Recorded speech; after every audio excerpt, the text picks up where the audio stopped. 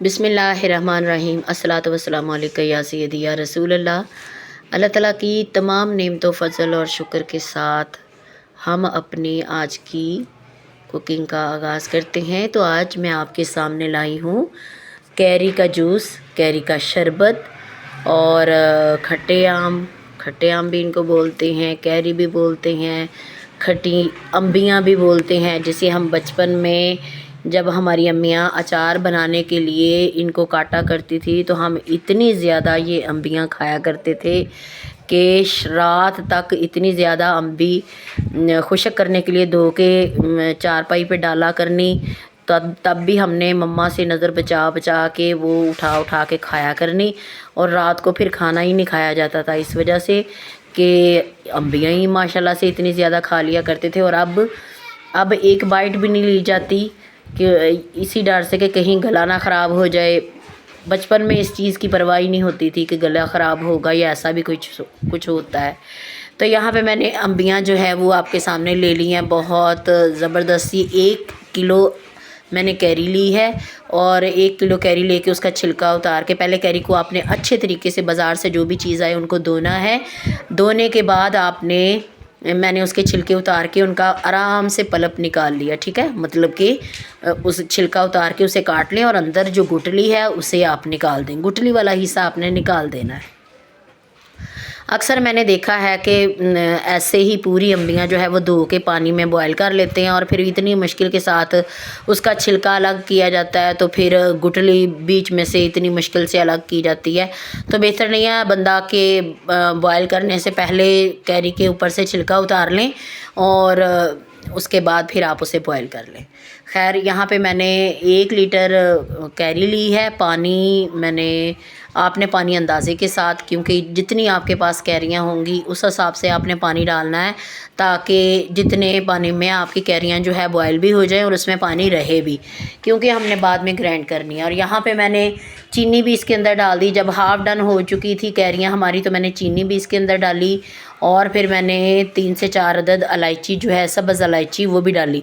आप उसका पाउडर भी डाल सकते हैं। आप सब्ज़ इलायची को खोल के उसके दाने जो है वो छिलके समेत वो डालना चाहें वो भी डाल सकते हैं, ठीक है। यहाँ पे हमारी कैरियाँ जो है वो धड़ाधड़ पक रही हैं, हाफ़ डन हो चुकी हैं और अभी कसर बाकी है, क्योंकि अगर ग्राइंड करेंगे तो इसमें ज़र्रे ज़र्रे रह जाएंगे, अच्छे तरीके से घुलेंगे नहीं और शरबत जब हम बनाएंगे तो वो मुंह के अंदर आएंगे।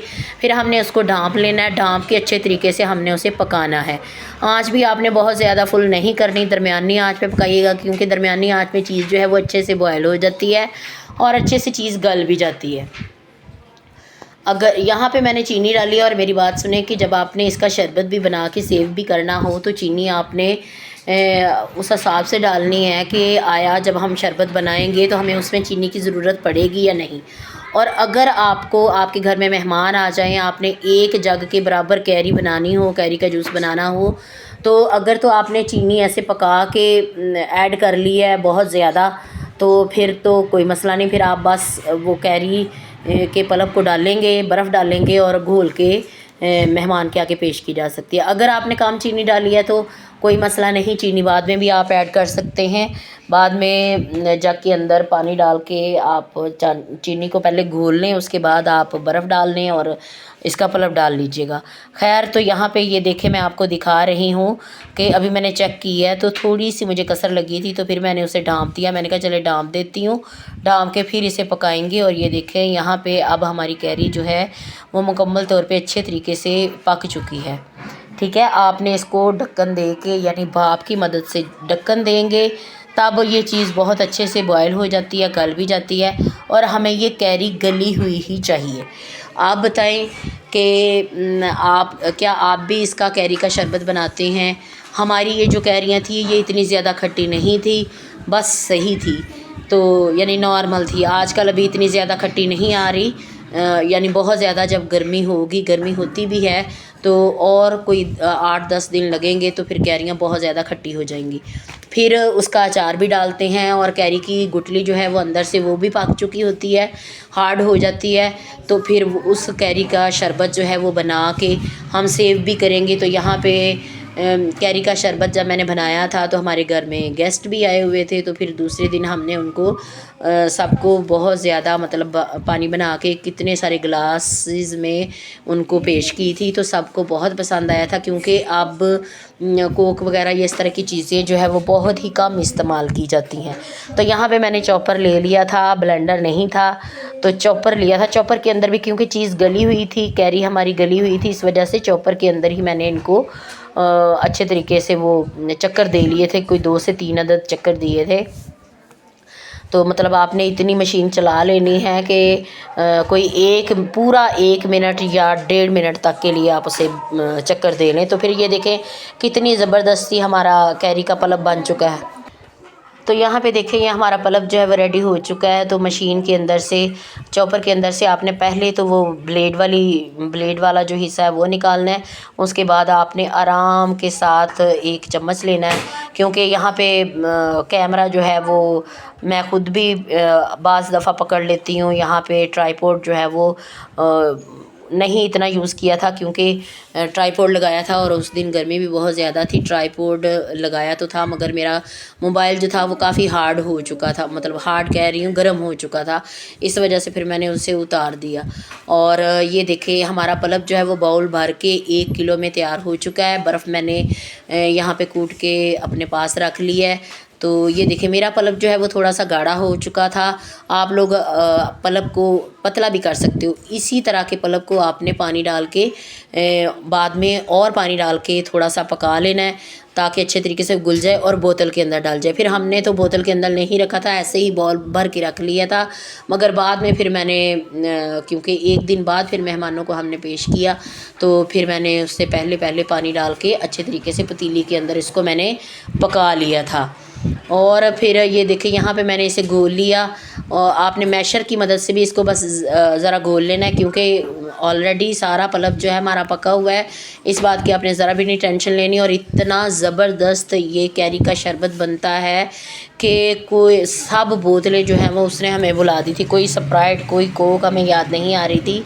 आप इसमें एक बात मैं आपको कहूँ कि अगर आप चाहते हैं कि कैरी के शरबत में हम थोड़ा सा कलर डाल लें, थोड़ा ग्रीन कलर डाल लें, तो आप वो भी डाल सकते हैं। तो यहाँ पे हमने कैरी को घोल लिया था। उसके बाद फिर हमने यहाँ पे पुदीने का जो पल्प था, पुदीने को हमने ग्राइंड किया था। ग्राइंड करके 3 से 4 अदद चम्मच जो थे वो मैंने उसके अंदर ऐड किए। और ये काला नमक वाला हमने मसाला बना के रखा हुआ था स्पेशल।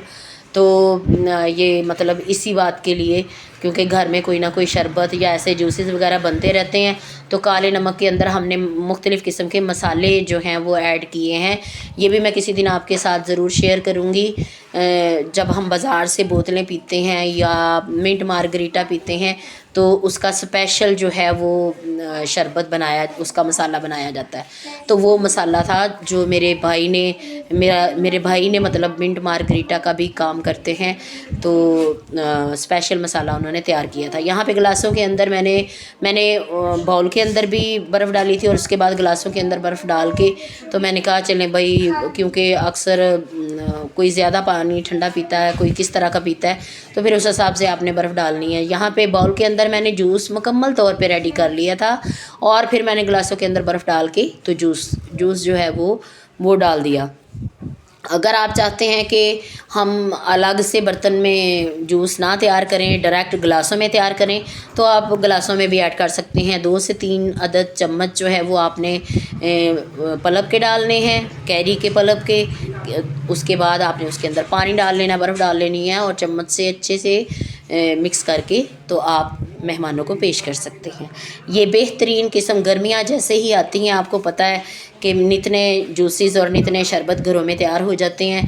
तो उसके बाद हमने पुदीने से उसकी गार्निश की। और ये देखें आपके मुंह में भी पानी आ रहा होगा कि भाई हम पी लें ठंडा ठार। जब गर्मी से बाहर से आते हैं हमारे अब्बू वगैरह या भाई काम करके, तो फिर उनको ऐसे चीज़ें बना के पेश की जाती हैं तो उनका बहुत दिल खुश होता है। उम्मीद है भाई पसंद आई होगी, तो सब्सक्राइब लाइक कर दीजिएगा।